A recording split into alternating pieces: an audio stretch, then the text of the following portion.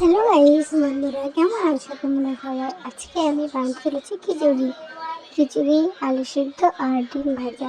তো দেখতে থাকো আমি কেমন করে বানাচ্ছি। এদিকে আমি মুগের ডালটা ভেজে নিয়েছি। মসুর ডাল আর মুগের ডাল দুটো ডাল মিক্স করে করবো। একটু ডালটা একটু লাল লাল করে বেশি ভাজা হয়ে গেছে আমার। তোমরা চাইলে হালকা ভাজলেও হবে।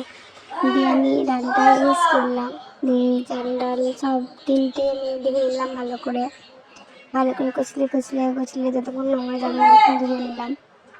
ধুয়ে নিয়ে আমি এটা কড়াই বসালাম। কড়াইয়ে একটু তেল দিলাম, তেল দিয়ে শুকনো লঙ্কা দিলাম। সাদা তেল ইউজ করছি, তোমরা চাইলে সর্ষের তেল যে কোনো তেল ইউজ করতে পারো। তারপর শুকনো লঙ্কা দিয়ে দিলাম, 3-4টে শুকনো লঙ্কা দিয়ে দিলাম। শুকনো লঙ্কা দেওয়ার পরে শুকনো লঙ্কাটাকে একটু ভেজে নিলাম। ভাজা ভাজা হয়ে গেলে আমি ওর মধ্যে মশলা, আদা বাটা, রসুন বাটা, লঙ্কা বাটা দিয়ে দিলাম। দিয়ে এতে একটু ভালো করে লেগে যতক্ষণ ধরে গন্ধটা বেড়াবে ততক্ষণ ধরে লেগে লাগাবো। তারপর রাতের থাকলে দেখলাম আমি দিয়ে লবণ দিয়ে দেবো। এবার লবণ দিয়ে জিরা গুঁড়ো দিয়ে দেবো।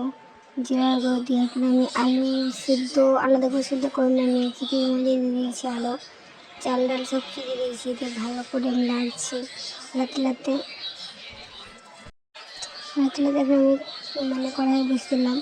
কড়াই বসিয়ে আমি আলুটা যে সিদ্ধটা করবো, ওটা আমি ভাজবো। আর শুকনো লঙ্কা দিলাম, শুকনো লঙ্কার পেঁয়াজ দিয়ে মাখবো আলু সিদ্ধটা। তো আমি শুকনো লঙ্কা দিলাম এখানে, 3টে দিয়ে শুকনো লঙ্কা। এবার আমি পেঁয়াজ দেবো, পেঁয়াজ দিয়ে আবার পেঁয়াজ আর শুকনো লঙ্কাটাকে ভালো করে লাল লাল করে ভেজে নেবো। ভেজে নেওয়ার পরে যেমন লাল লাল হয়ে যায় না, এরকম ওইখানে একটা অর্ধেক পেঁয়াজ ইউজ করেছি। তোমরা চাইলে একটাও দিতে পারো বা দুটোও দিতে পারো।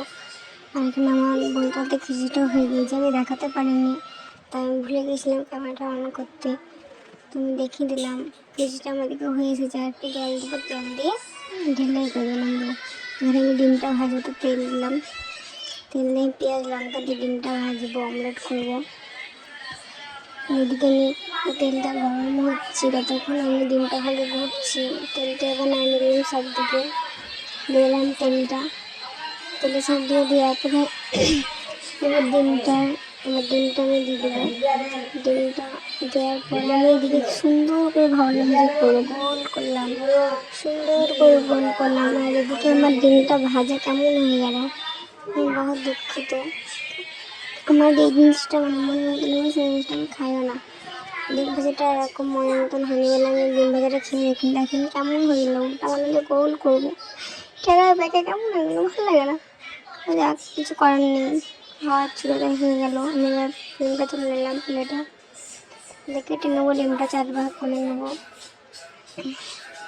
4 ভাগ করার পরে আমি আবার খিচুড়িটা নিলাম, জল দিয়েছি এদিকে। ডাঁটা হয়ে গেলে খিচুড়িটা বুঝতে গিয়েছিলো, তোমরা চাইলে ঝোল ঝোল করতে পারো খিচুড়িটা। আমারটা বুঝতে পারিনি, বুঝতে গিয়েছিলো। দিয়ে আমি এখানে কি হয়ে যাবে খিচুড়ি আলু সিদ্ধ ডিম ভাজা। টাটা সবাইকে, কেমন লাগলো ভালো করে